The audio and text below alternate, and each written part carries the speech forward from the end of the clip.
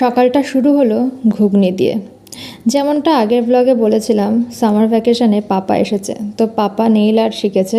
ওর বয়স কিন্তু 10 হবে। দেখুন কি সুন্দর নেইল আর্ট করছে। আমি সত্যি কিছুই পারি না।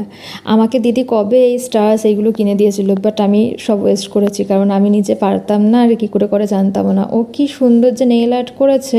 ওর এইসবে ভীষণ ন্যাক। ও মেকআপ আর্টিস্ট হতে চায় বড় হয়ে, যেন হতে পারে ও যার যেটা চায়।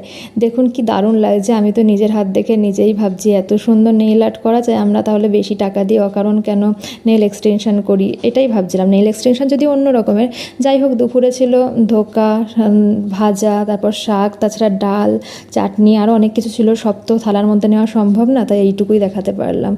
আর তারপর খেয়ে নিলাম আমরা ডাবের জল। এই ডাবটাই আবার একটুখানি বেশ জল হয়েছে, এই কাপগুলো বেশ বড় বড়।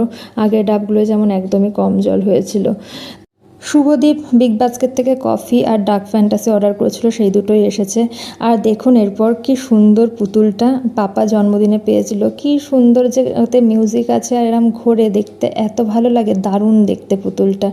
সন্ধেবেলা পড়ানো ছিল দুটো, তার মধ্যে রূপম এসেছিল। রূপমের বাবার একটা বিজনেসে সাকসেসফুল কিছু একটা ডিল হয়েছে, তো সেই জন্য ও মিষ্টি চকলেট নিয়ে এসেছিলো। রাতে তারপর বৃষ্টি হলো, তো খুব ওয়েদারটা ঠান্ডা হয়ে গেল। আজকের ভ্লগ এইটুকুই। ভালো লাগলে অবশ্যই সাথে থাকবেন। Thank you.